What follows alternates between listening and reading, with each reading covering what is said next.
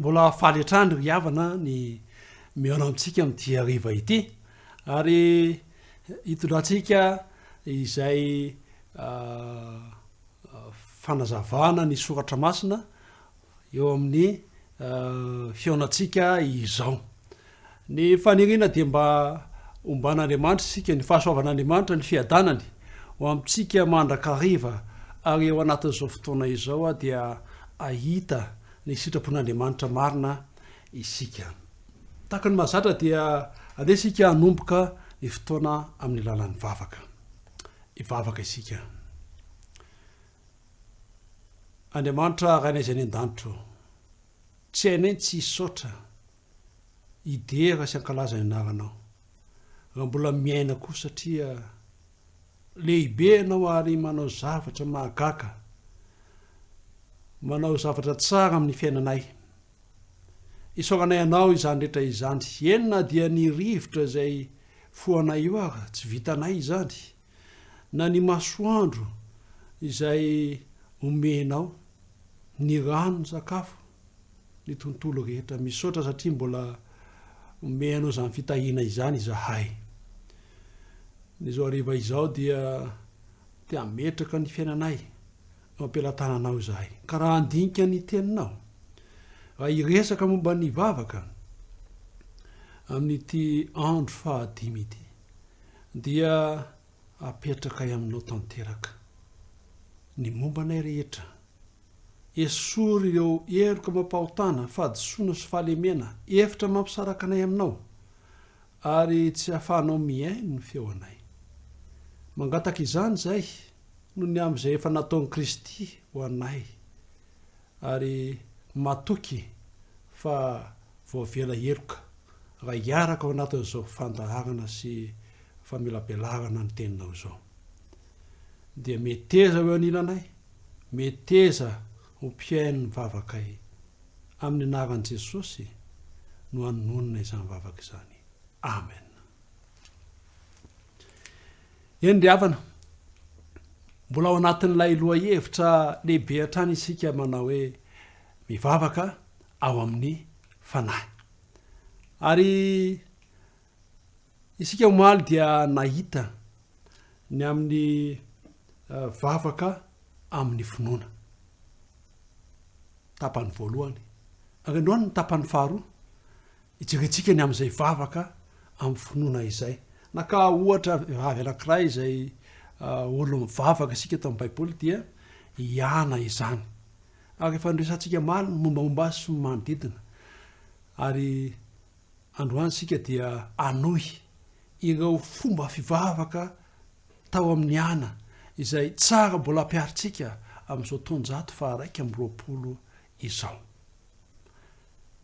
ny toko sy andininy izay ampanatsika atrany izao famelabelarana izao moa dia ao amin'ny Matio 1:20 manao hoe ary na inona no angatahinareo amin'ny fivavahana atao amin'ny finoana dia ho azonareo dia noresantsika omaliny amin'ny hoe fivavahana atao amin'ny finoana dia fivavahana voasaina miaraka amin'ny teny fikasan'Andriamanitra fivavahana voasaina na vavaka voasaina miaraka amin'ny teny fikasan'Andriamanitra izay nresantsika omaly dia nahita reo teboka efatra isika izay ny ainany ana tao anatin'izany vavaka izany ny voalohany indrindra dia nametrahany teo amin'Andriamanitra ny adiny ny fahoriny ny zavatra rehetra ny anjady taminy ary izany dia mety efa zavatra efa miseho ary mety hiseho amin'ny fiainanao ihany koa fa i Davida manokana rehefa nandalo izany toe-javatra izany dia nanao ny salamo nanao hoe antsoy amin'ny andro fahoriana dia amonjy anao aho ka amin'ny voninahitra ahy ianao salamo 5:12 no misy zany teny izany apetro amin'Andriamanitra ny adinao hitantsika omaly izany ary ihana koa dia nangataka sy nitaky ny teny fikasana tamin'Andriamanitra hoe raha mba hitsinjo ny ankizy vavinao tokoa ianao zany hoe mahafantatra izy fa Andriamanitra mitsinjo Andriamanitra io Andriamanitra izay mamaly ny vavaka, andriamanitra tsara, andriamanitra miatra, andriamanitra mikarakara io andriamanitra io. De mbola izao ihany koa ny eo amin'ny salama 4:3-5 manao hoe ny mason'i Jehova dia mitsinjo ny marina ary ny sofiny miaino ny fitarainany. Ry havana, impirana ny fikitra tamin'ny teny fikasan'Andriamanitra rehefa nangataka vavaka. Fa amafisina amin'ity androany ity fa mila mifikitra amin'ny tenin'Andriamanitra isika mba ahafahantsika manao vavaka amin'ny finoana. Mifikitra amin'ny tena fikasan'Andriamanitra mba ahafahan'Andriamanitra miditra tsehatra eo amin'ny fiainantsika. Dia hitantsika omaly ihany koa fa iana dia nafaritany tsara ny zavatra nangatahany, anome zazalahy, anome zazalahy. Ary toa mahatsiaro ny tena ny amin'ireo olo malaza amin'ny finoana zay manao hoe omeo ahy iry tenimbohitra iry. Ry havana, mila masaka ao an-tsaina ny vavaka zay ataonao, mila fantatra mazava tsara ny zavatra angatahana, voafaritra. Tao anatin'ny vavaka nataony iana ihany koa sy ny fomba fivavahany dia nivoady izy, omeny ny Jehova izay zazalahy omeny Jehova azy, ary tsoka sikareza ny lohany. Tsy hoe omena kely fotsiny fa omena ny Jehova amin'ny andro rehetra iainany. Mila manao voady ianao raha ohatra ka mino fa ho ataon'Andriamanitra le izy, fakasitrahana an'Andriamanitra izany. Androany sika dia anohy hatrany ny ity vavaka amin'ny finoana ity. Ny toetra mampiavaka amin'ny vavaka ihany 5 dia izao: mbola nahitra vavaka teo anatrehan'i Jehova izy. Hoy ny fitantaran'i Samuel rehefa nanoratra ny boky izy ao amin'ny Samuel voalohany, toko voalohany 2:12. Iana izany dia nametraka ny tenany eo anatrehan'i Jehova. Ary izao ny voalaza ao amin'ny Salamo 4:5, ataoko eo anatrehako mandrakariva Jehova, fa eo akavanako izy ka dia tsy angozogozo aho. Apetrao anatrehanao Jehova. Ataovy eo mason'i Jehova ny tenenany io vavanao io. Ataovy eo mason'i Jehova no amoahanao ny ao am-ponao. Tsy hoe ampidina an'Andriamanitra eo amin'ny toerana zay vavahanao ianao akory amin'izany, ary tsy izay mihitsy no izy. Satria izao ny voalaza ao amin'ny boky anankiray mitondra lohateny hoe dia ho eo amin'ny Kristy, pejy 100 izy io.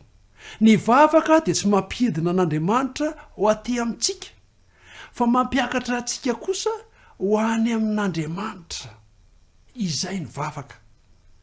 Koa le hoe mivavaka teo anatrehan'i Jehova izany dia izao, eo anatrehan'i Jehova any an-danitra, miakatra amin'ny saina maneritreritra eo anatrehan'i Jehova ao anatin'ny vavaka isika.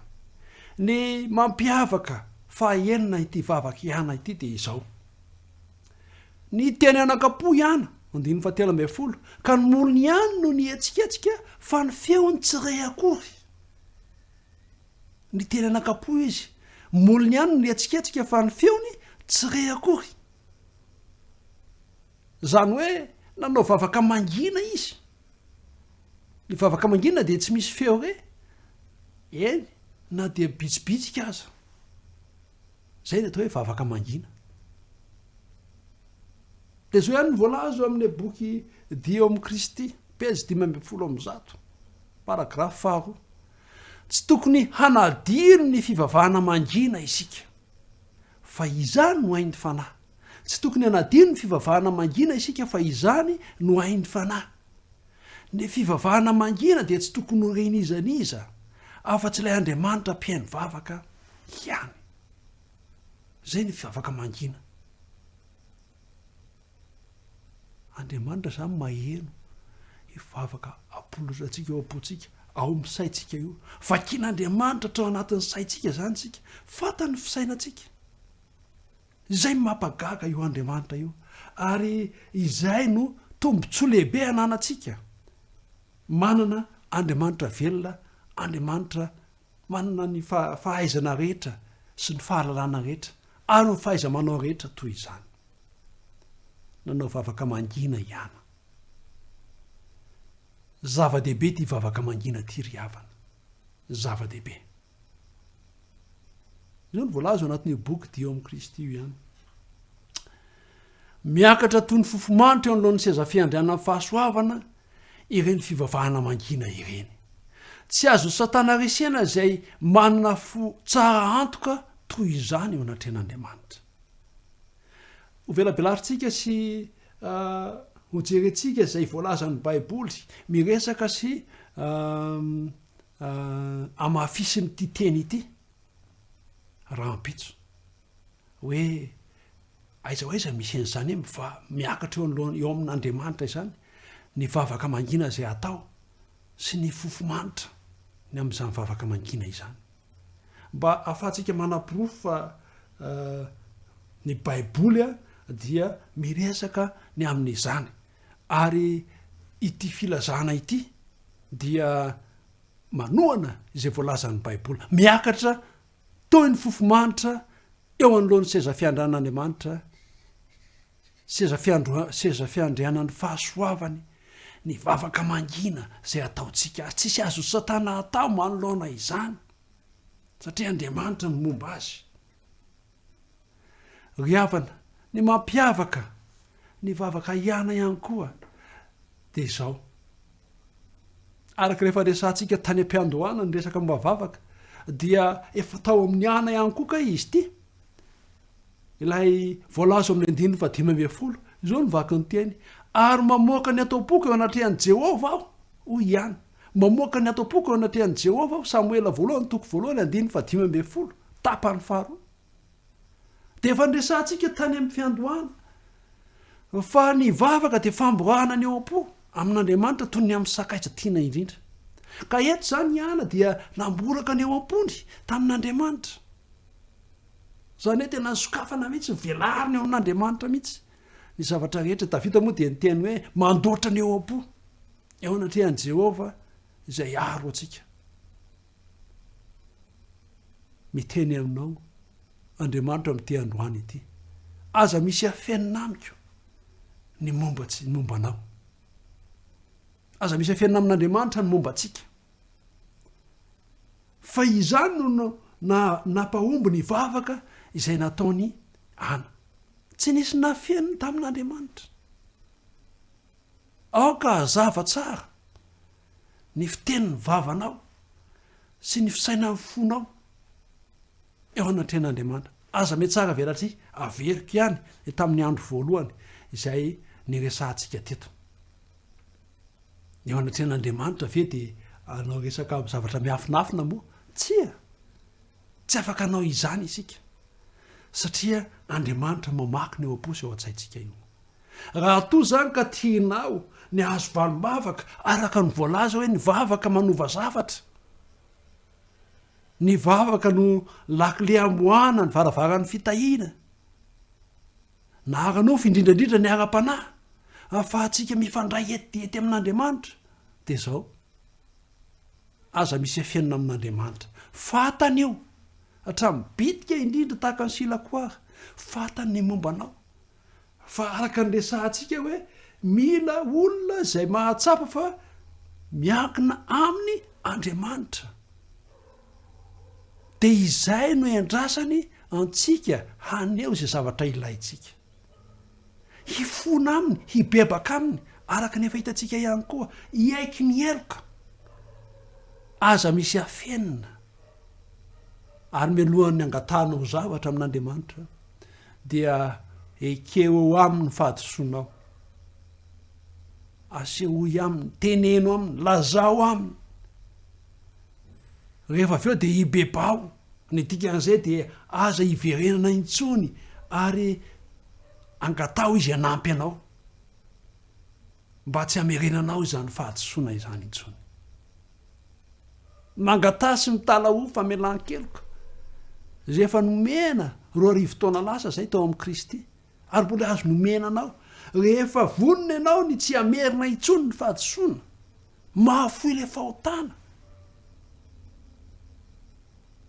de omen'Andriamanitra ny famelan-keloka ianao ary rehefa madio sy mazava tahaka zay ny fifandraisana amin'Andriamanitra de tanteraka ilay teny hoe angatao zay angatahana zay rehetra angatahana ko fa ho azonareo izany satria rehefa mifanaraka amin'Andriamanitra ianao mahafantatra an'Andriamanitra dia ahafantatra ny zavatra sy ny fisainan'Andriamanitra momba anao isy feon'Andriamanitra milala ny fanahy masina bitsika eo amin'ny fisainanao sy ny eritreritrao ampahafantatra zay zavatra tokony ho angatahana amin'Andriamanitra io fanahy masina io mametraka ny teny eo am-bavantsika io mifona amin'ny fitarainana tsy azo tononona araka ny tenin'Andriamanitra mitondra ny vavaka zay ataontsika satria na ny teny ho teny antsika raha tsy ho azontsika akory matetika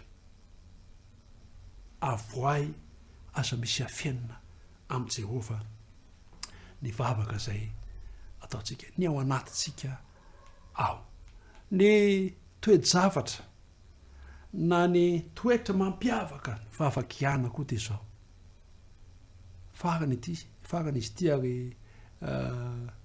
ny toetra manokana izay vavaka izay dia le hoe tsy nentiny hinan-kanina izy eo amin'ny 15 amin'ny Samuela voalohany toko voalohany io tsy nentiny hinan-kanina ihana zany hoe tena nini mihitsy izy zany tsy hinan-kanina fa hivavaka hiresaka amin'Andriamanitra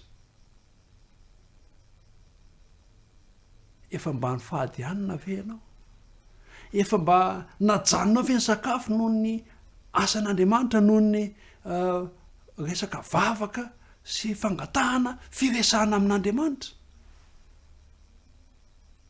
eo amin'ny fiainantsika dia misy ny varindresaka de to adino ny sakafo fa eto izany de efa niomana mihitsy ihana fa tsy hinan-kanina tsy nety hinan-kanina fa hiresaka amin'Andriamanitra hiresaka amin'Andriamanitra maro ireo olona ao amin'ny baiboly izay nanokana fotoana mihitsy mba hifadiana hanina toy izany hitalahoana mavaka ary nahazo valim-bavaka avokoa izy ireo natao programa mihitsy ary atao programa eo amin'ny fiainanao koa zany vavaka izany vavaka fifadikanina mila ataontsika programa izany azo atao zany ohatra isa 3 volana ho an'ny fiangonana ohatra fiangonana misy ianao azo atao isam-bolana ho an'ny fianakaviana ny tokantrano ary azonao atao ny mivavaka fifadikanina mangataka sy mitala amin'Andriamanitra isan-kerinandro riavana ny atao hoe fifadikanina moa zany ny filaza azy fa ny tena izy zany de zao fampiatoana ireo zavatra ranofo izay tsy hahafahantsika mifantoka amin'ny fifandraisana ety amin'Andriamanitra izay zany ny zavatra atao ajanona daholo ireo zavatra ranofo reto tsy hahafahana mifandray amin'Andriamanitra dia voky ny fifandraisana amin'Andriamanitra isika aoka nefa tsisy eritreritra hoe fampijalia tena na fampijaliana ny vatantsika ty fifadikanina ity tsia tsy fampijaliana na ny ampijaly ny vatantsika noho ny fahotan'ny fanahy tsy zay akory ny tanjona fa ny anampy atsika hahita ny fifandraisa ny faharatsy ny fahotana izay ny ilaina amin'ity vavaka ity ahita ny faharatsiny fahotana ary mba tonga atsika ampilefitra ny fotsika eo anatren'Andriamanitra ary ny andraisantsika ny fahasoavany mamela eloka ina moa dika le mampilefitra fotsika eo amin'Andriamanitra isika io fotsika io de raha tsy feno avinavina io hatramin'ny Adama sy Eva de efa zay satria rehefa avy nanao zavatra tsy nety dia lasa tsy nety anaiky eo anatren'Andriamanitra fa lasa ny hery ny afona ary ny mitombo mitombo izany de hatramin'izao na hatramin'ny ankizy kely ara de manana an'io fo feno avinavina io. Mila ampileferina eo amin'Andriamanitra izany. Ampileferina amin'ny alalan'ny fifadikanina. Ajango ty sakafo ity fa iresaka amin'Andriamanitra. Zay no tanjona ny amin'ny fifadikanina ry havana. Raha fitiantsika izany, ny zavatra voaresaka dia izao. Ny vavaka amin'ny finoana izay nataony Iana dia misy ny fifadikanina izay avy niresantsika teo.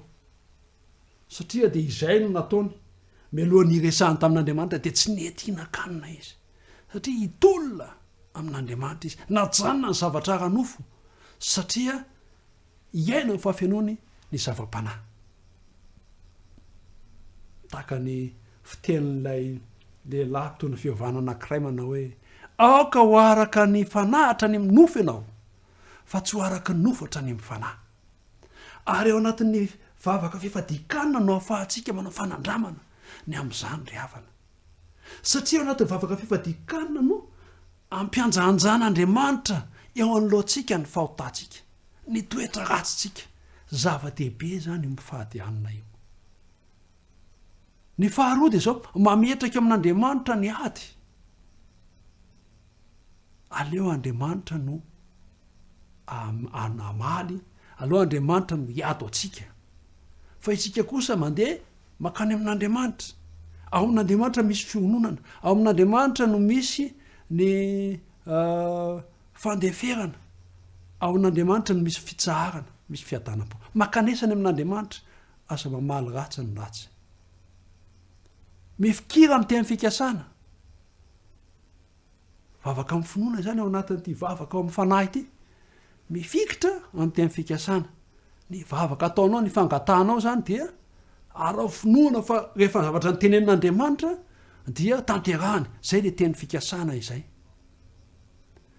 Ny faefatra dia zao mahafantatra ary milaza mazava izay angatahana. Faharitana tsara araka andresantsika teo. Ny zavatra tianao angatahana. Voafaritra mazava tsara. Ny niana zao dia hoe zaza. Ary tsy hoe zaza fotsiny fa zazalahy. Rehefa izay dia afaka manao voady ianao. Manamafy an'ilay vavaka amin'ny finoana. Ary manefa izany. Zay no nataony Iana eo amin'ny 5:20. Rehefa niteraka Samuel izy ka efa lehibe ny zaza, efa afaka misaraka nono, dia nentiny amin'ny fanompona mba hanefana ny voady izay nataony. Rehefa lehibe tokony havita zay tokony hatao zany, nentiny tany amin'ny Ely i Samuel. Zao no vaky ny teny ao amin'ny Samuel voalohany, toko voalohany 5:20. Vakitsika amin'ny anaran'i Jesosy izany. Koa atolotro an'i Jehovah kosa izy, eny amin'ny andro rehetra iainany. Dia voatolotra ho an'i Jehovah izy, zany Samuel izany. Efaina ny voady. Io zany dia rehefa tena tapa-kevitra ianao dia anefa le izy dia miaraka amin'le voady io ary ao anatin'le vavaky ny finoana koa izany. Ny manaraka dia zao, mivavah eo anatrehan'i Jehovah. Mivavah eo anatrehan'i Jehovah. Aoka azo tsara ny eritreritra ho eo anatrehan'Andriamanitra ianao no mivavaka. Andriamanitra ao amin'ny fitoerana masina ny an-danitra. Zay le mivavaka eo anatrehan'i Jehovah. Ary vavaka eo anatrehan'i Jehovah ianao dia mivoaka avokoa ny zavatra rehetra. Tsy misy zavatra hafenina. Manao vavaka mangina tahaka nataony Iana. Eny amin'ny toerana izay ale rehetra eny afaka manao vavaka mangina isika. Ao anatin'izay vavaka mangina zany no amboarana amin'Andriamanitra zavatra rehetra. Tsy manafina ny mombantsika amin'Andriamanitra. Ry havana, mila mivavaka ao amin'ny fanahy isika. Ary mivavaka ao amin'ny fanahy dia vavaka amin'ny finoana. Izay no mila naovantsika fanandramana eo amin'ny fiainantsika. Tian'Andriamanitra ianao raha manao tahaka ny Iana. Eny, anao mihoatra noho ny nataony Iana ary. tian'Andriamanitra isika izaho ianao mba hiaina zany vavaka amin'ny finoana izany hivavaka ao amin'ny fanahy vavaka voahevitra sy voasaina tsara misaotra an'Andriamanitra isika satria nameantsika fotoana tamin'ity androany ity afaka nitafatafa sy nidinika teto koa amagana ny fotoana isika ary mangataka anao hanondrika ny loha fa hivavaka isika raha eo misaotra anao satria tanteraka indray ny fotoana androany ary misaotra anao satria tianay ary atokinay fa ho ataonao anatinay ao amin'ny fisainanay any aparatoka ihany ny zavatra rehetra nodinihana teto tsy ny tamin'ny androany ihany fa ny hatramin'izay ka mba hahafahanay manao fanandramana fiainam-bavaka vaovao ary fiainana vavaka miaina tsapa fa tafapaka eo aminao vavaka amin'ny finoana dia mitahianay amin'ity hariva ity amin'ity alina ity ary aoka ho fiain'ny fiarovanao ny tontolo manodidina anay sy misy anay irao ny anjeninao mba hitoby hiaronay ary ovy ny ainay mba ho tratry ny marainay indray ary mijery amin'ny fomba manokana ireo izay tsy salama entina mbavaka eto an-trany mba ho levina ny loharanon'aretina amin'ny anaranao Jesosy no aniriny mivavaka amen isaorantsika Andriamanitra satria tanteraka ny fotoanandroany ary mame fotoananao amin'ny rapitsondray ary mirary ny fitahin'ny tompo ny fiadanan'ny tompo ho amin'ny tokantranonao veloma tompoko